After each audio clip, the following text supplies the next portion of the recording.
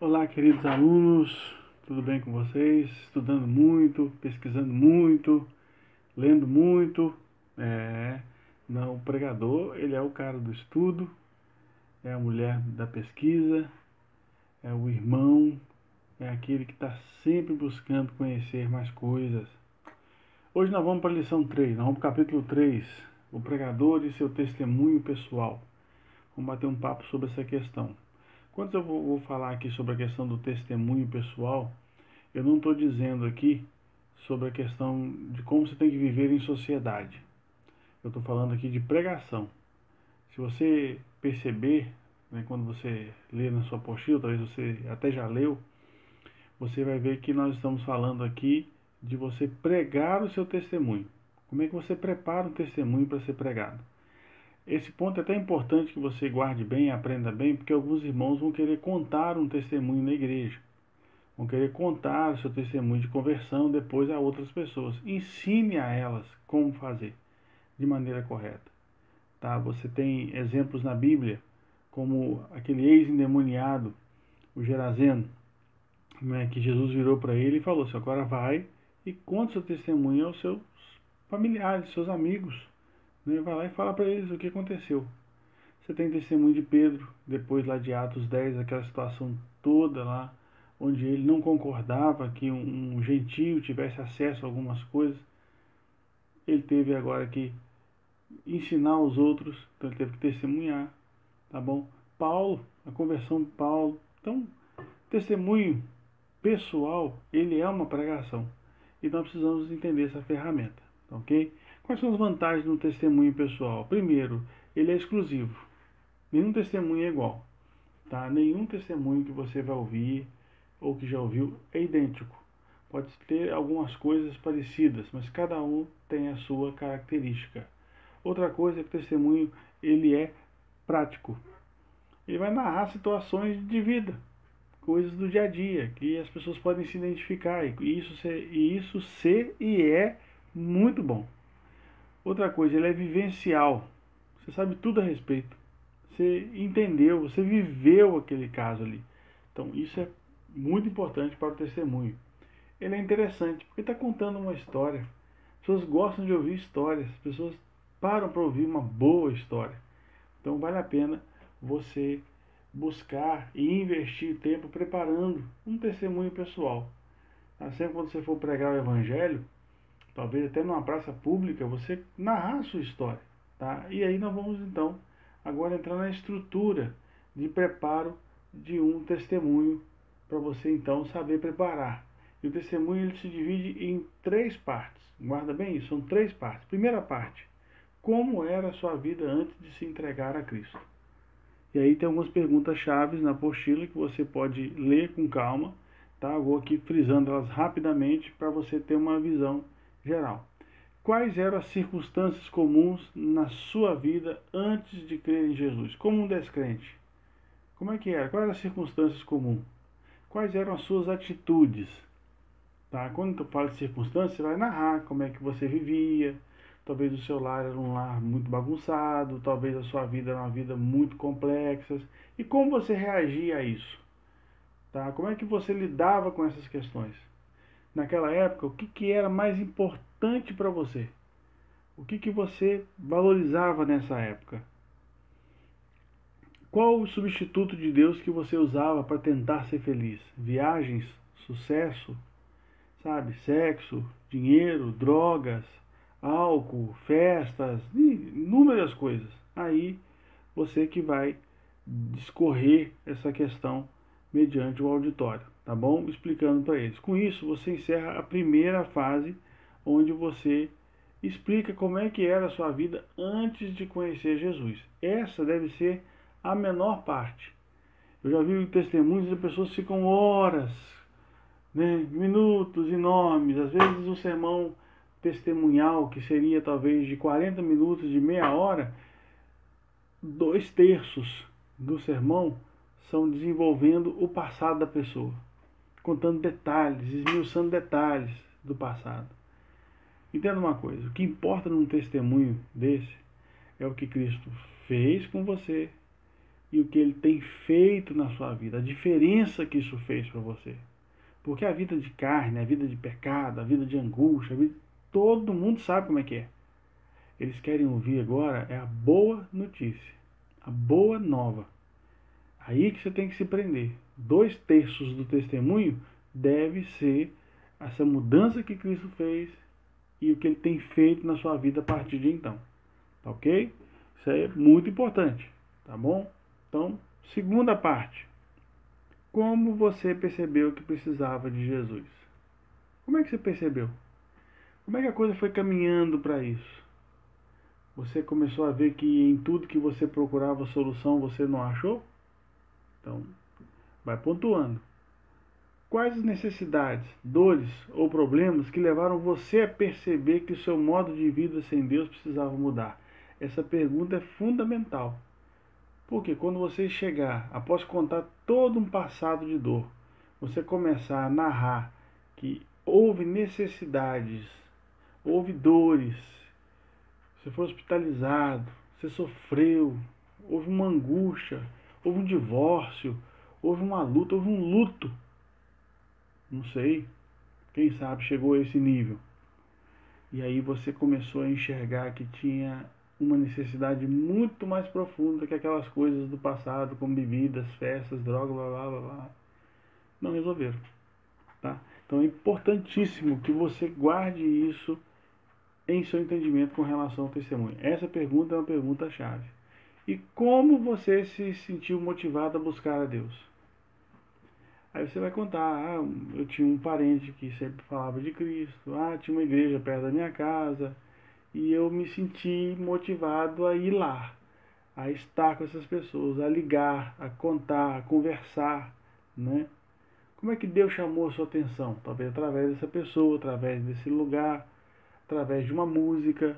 Então, como você entregou a sua vida a Cristo?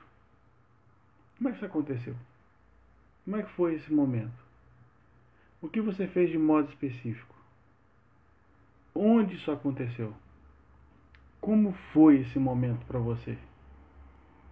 Então, esse momento é um momento chave do seu testemunho, onde o auditório todo está aguardando para entender esse processo e como é que Deus veio e fez aquela mudança toda em você.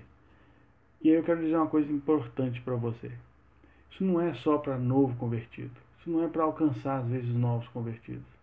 Isso serve como um despertamento para a igreja. Eu aprendi uma frase com um pastor amigo meu que diz o seguinte: sermão evangelístico, doutrina, e o sermão doutrinário evangeliza. Então, seja qual for o sermão, em todo o tempo o Espírito Santo estará te usando para que você anuncie algo que incomode o ouvinte a tomar uma posição.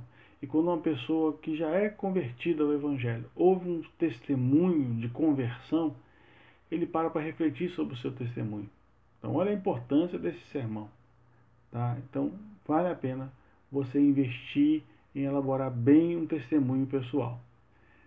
E aí vem a terceira e última parte, a diferença que Cristo faz em sua vida hoje. Bem, vida não prestava.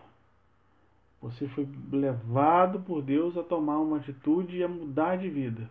E o que mudou na sua vida então? O apóstolo Paulo fala, né? Aquele que mentia não mente mais, aquele que roubava não rouba mais.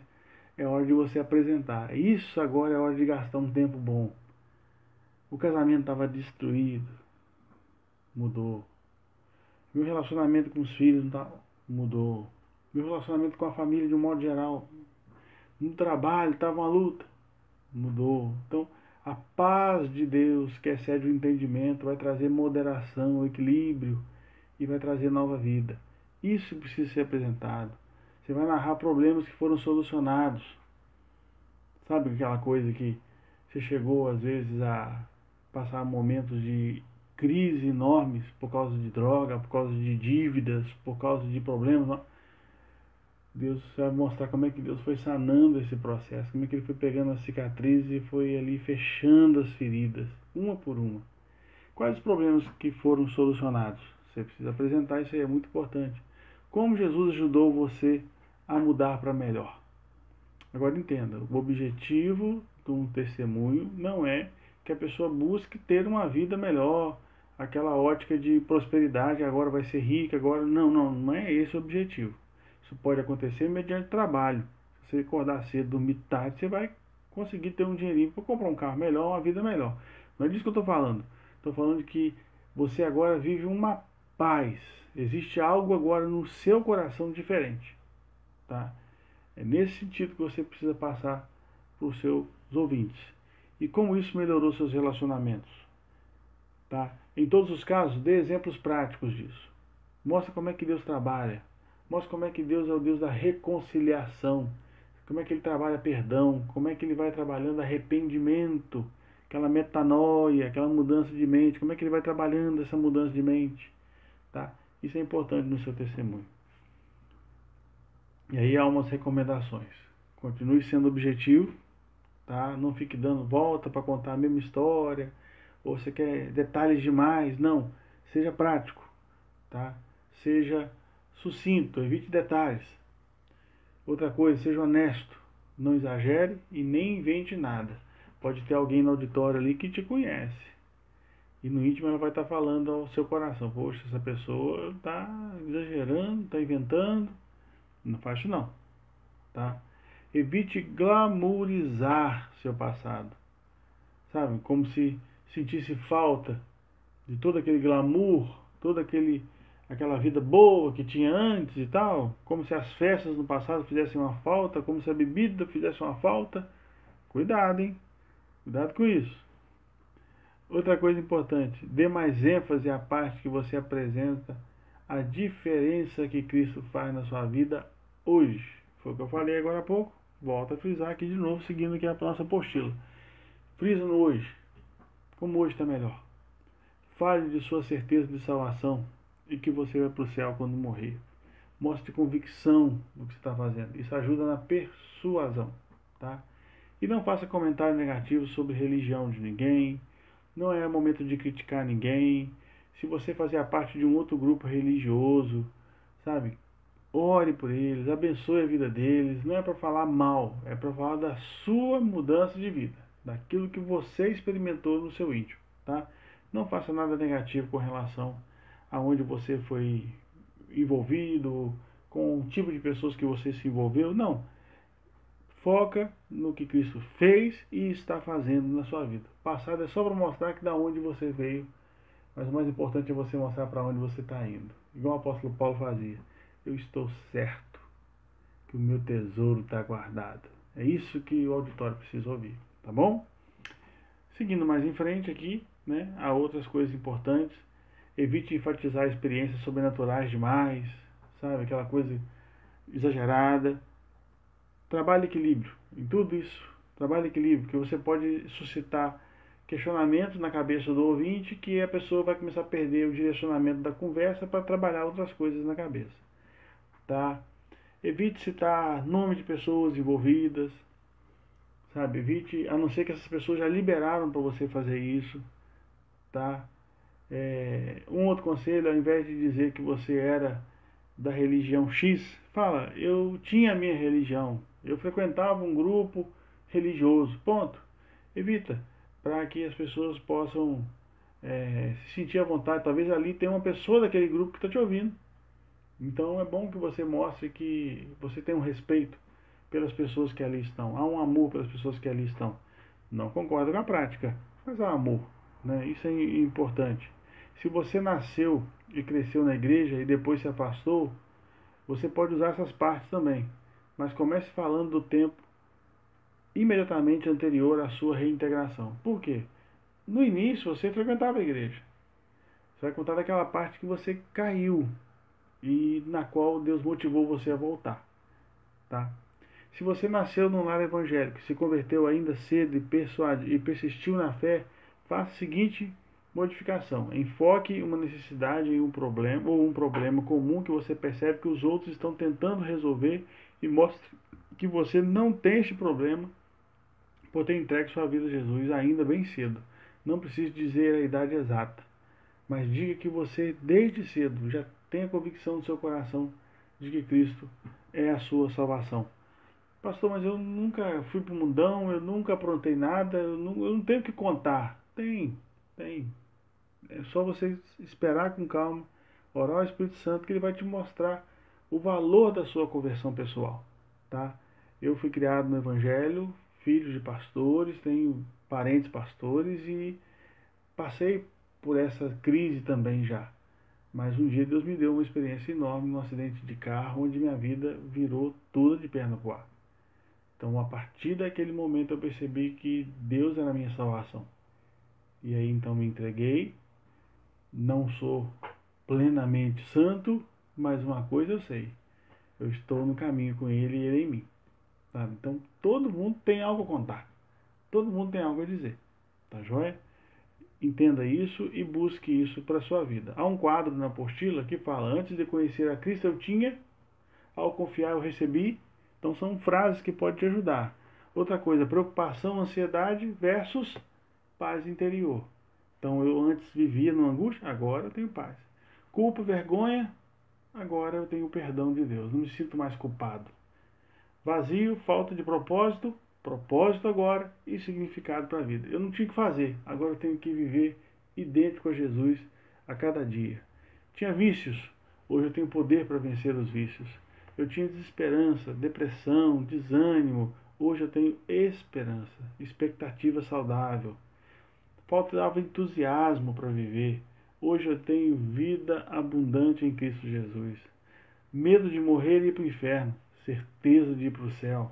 Dor da rejeição, hoje eu tenho um pai que me ama, chama Deus, Deus tremendo, que me ama. Tristeza, alegria. Tá? São ideias que você pode trabalhar, frases que você pode desenvolver no seu trabalho. Tá joia? Então, encerro aqui essa aula, esse pequeno bate-papo, e nós vamos já, mais breve possível, já estar com o capítulo 4 pronto para conversarmos um pouquinho sobre a arte de pregar. Até a próxima, fiquem com Deus, que Deus abençoe vocês ricamente, em nome de Jesus.